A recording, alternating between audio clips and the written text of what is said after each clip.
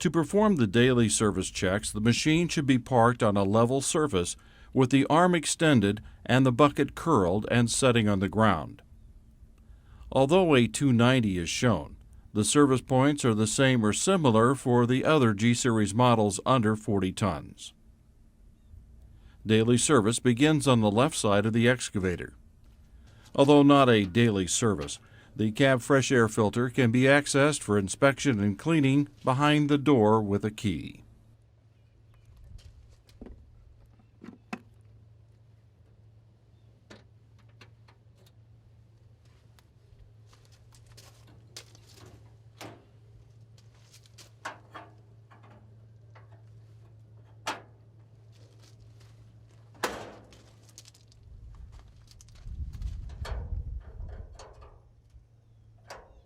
Opening the two doors on the left, you can access the periodic maintenance chart. It provides a breakdown of service requirements at specified intervals for your convenience. It includes a diagram showing the service checkpoints on the machine. This information is also found in the operator's manual. With the left doors open, you have access to the air cleaner in the front compartment. Squeeze the unloading valve to remove dirt. When required, the air cleaner can easily be serviced by removing this cover. Also in the front compartment is the pattern changing control if equipped.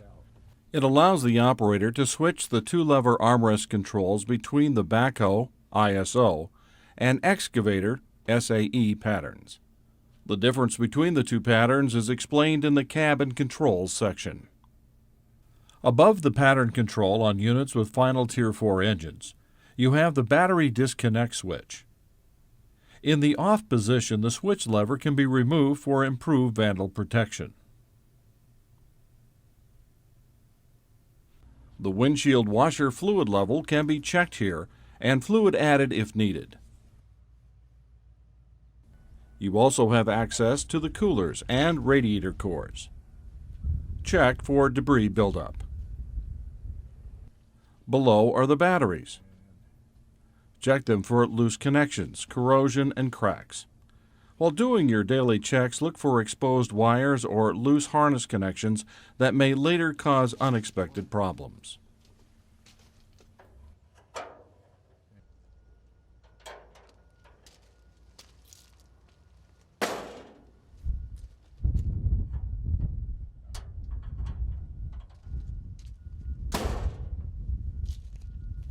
As you walk around the excavator, look for damage, oil leaks, and anything else that looks out of the ordinary.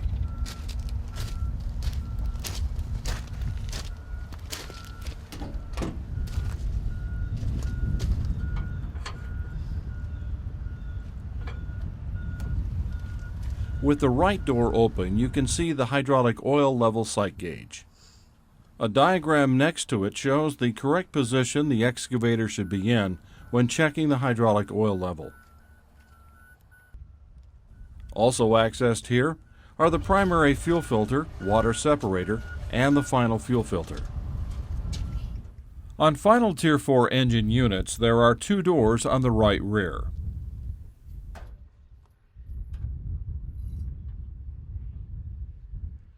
Here you can access the pilot hydraulic oil filter, the engine oil filter, the primary fuel filter water separator, and the final fuel filter. The hydraulic oil tank sight gauge is also located here.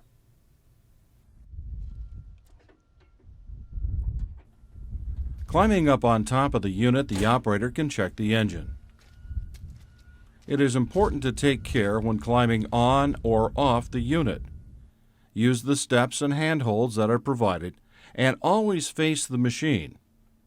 It's important that you maintain at least a 3-point contact, 2 hands and a foot, or 2 feet and a hand.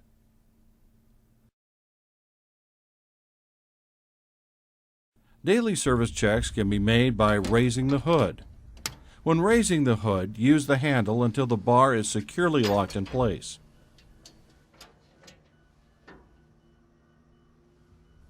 The engine oil is checked with the dipstick.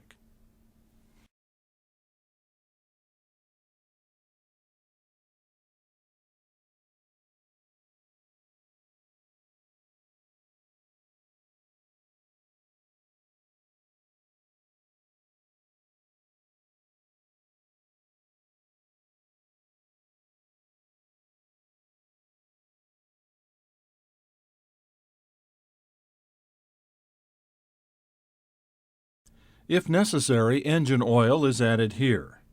Fill with John Deere Torque Guard Supreme plus 52 oil or equivalent. You can check the engine coolant level in the radiator coolant bottle. With the engine cold, the coolant level should be between the full and low marks. If low, coolant can be added to the bottle. Fill with a mixture of clean, soft water and a permanent type low silicate ethylene glycol base antifreeze. With the hood open, you can check the condition of the belts. Notice the large fan guard in this area.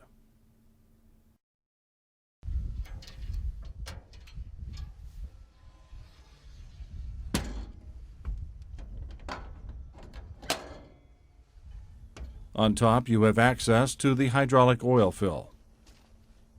Also on top is the fuel fill.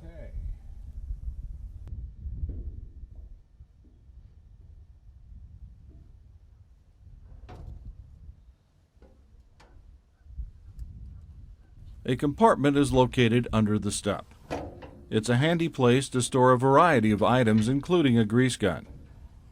Make sure the machine is properly lubricated and greased. A remote grease bank allows lubrication of hard-to-reach points on the boom. Be sure to refer to the periodic maintenance chart or the operator's manual for exact lubrication points and intervals. On final Tier 4 engine units, notice that the steps are different, and there is added railing. Notice that the hood has a slightly different shape.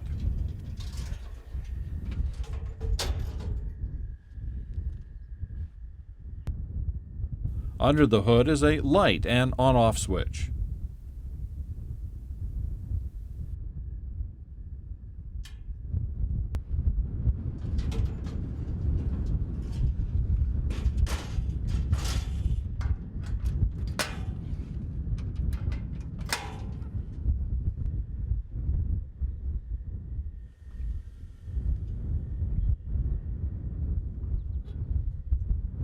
Under this step on final Tier 4 units is a storage compartment.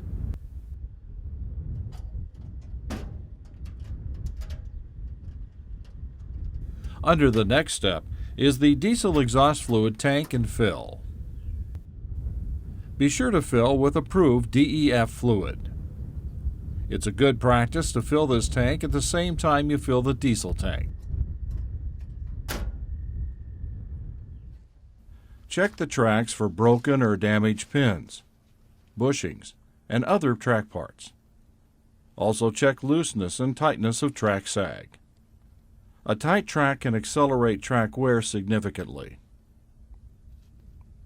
The sag can be adjusted by adding or removing grease from the grease fitting in the track frame.